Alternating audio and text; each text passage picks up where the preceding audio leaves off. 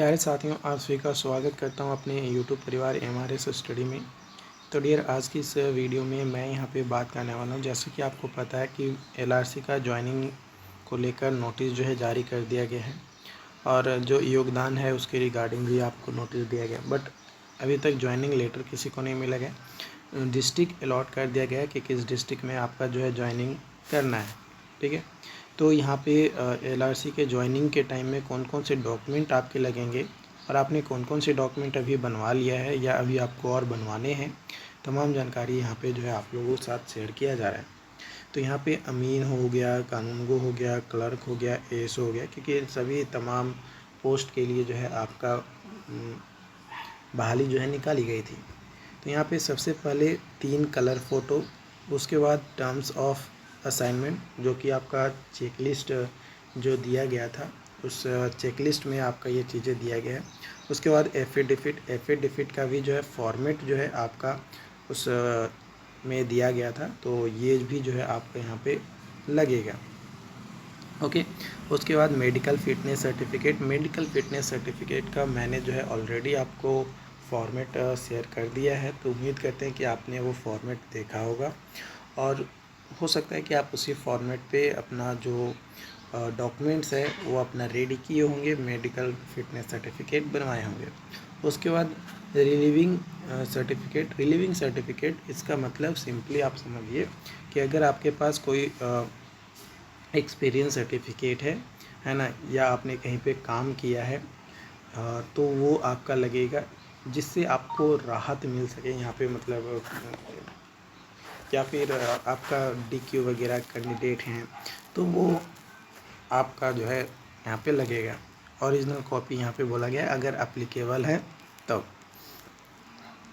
उसके बाद laptop and mobile voucher bill, यानी मोबाइल आपने कितना का परचेज़ किया है, कब आपने परचेज़ किया है, लैपटॉप आपने कब परचेज़ किया है, कितना का आपका बिल है, और जितना ज़्यादा पुराना लैपटॉप होगा उतना कम पैसा जो है आपको दिया जाएगा। जितना नया रहेगा, 1 साल से 1.5 साल के बीच में, यानी 12 से 18 महीने के बीच में रहेगा, तो 40% काट के पैसा आपको जो है दिया जाएगा। ठीक है, वही अगर बात किया जाए 18 महीने से ज़्यादा पुराना रहेगा तो आपको और पैसा कम दिया जाएगा। उसके बाद एप्लीकेशन डिटेल्स फॉर्म, है ना, जो भी आपने एप्लीकेशन फॉर्म भरा था उसका डिटेल्स। उसके बाद NCL, EWS, caste certificate, residential certificate, 10th marksheet, 10th certificate, all semester marksheet, diploma certificate, last year character certificate.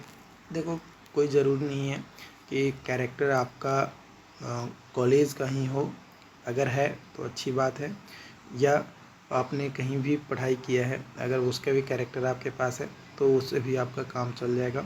उसके बाद LRC admit card, LRC rank card, Aadhaar card, PAN card, LRC joining letter, और भी कई सारे documents में भी आपसे मांगा जा सकता है अकॉर्डिंग टू LRC डिपार्टमेंट के हिसाब से, जो भी आपने पोस्ट के लिए अप्लाई किया है। जैसे एक्सपीरियंस तो आपको लगेगा कानूनगो और एएसओ में, अमीन और क्लर्क में कोई एक्सपीरियंस सर्टिफिकेट नहीं लगेगा, है ना।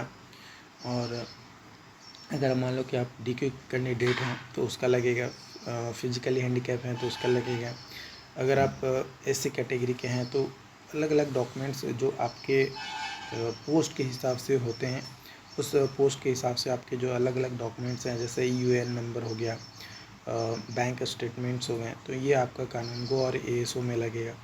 बाकी जो भी अपडेट्स होंगे आप लोगों के साथ शेयर किया जाएगा। तो जितना जो भी डॉक्यूमेंट्स मैंने आपको बताया, ये तमाम डॉक्यूमेंट्स आपके पास रेडी होना चाहिए ज्वाइनिंग लेटर मिलने से पहले तक, ताकि जिस दिन ज्वाइनिंग लेटर मिले उसके बाद आप एट इंस्टेंट ज्वाइन कर सकें, क्योंकि बाद में फिर आपको दिक्कत होगा कि ये डॉक्यूमेंट मेरा छूट गया, ये डॉक्यूमेंट छूट गया। तो जो भी डॉक्यूमेंट अगर छूटता है या नहीं बनवा पाते हैं तो ये आपकी जिम्मेदारी होगी, कोई इस पर रिस्पॉन्सिबल नहीं होगा कि हाँ मेरे कारण से आपका लेट हो गया, उसमें कोई रिस्पॉन्सिबल नहीं। आप अभी से ही स्टार्ट कर दीजिए अपना बनाने का प्रोसेस। कई सारे लोग ऑलरेडी जो है मेडिकल फिटनेस एफिडेविट वगैरह जो है ऑलरेडी बनवा चुके हैं, आप भी बनवा लीजिए, अच्छा रहेगा। Thank you.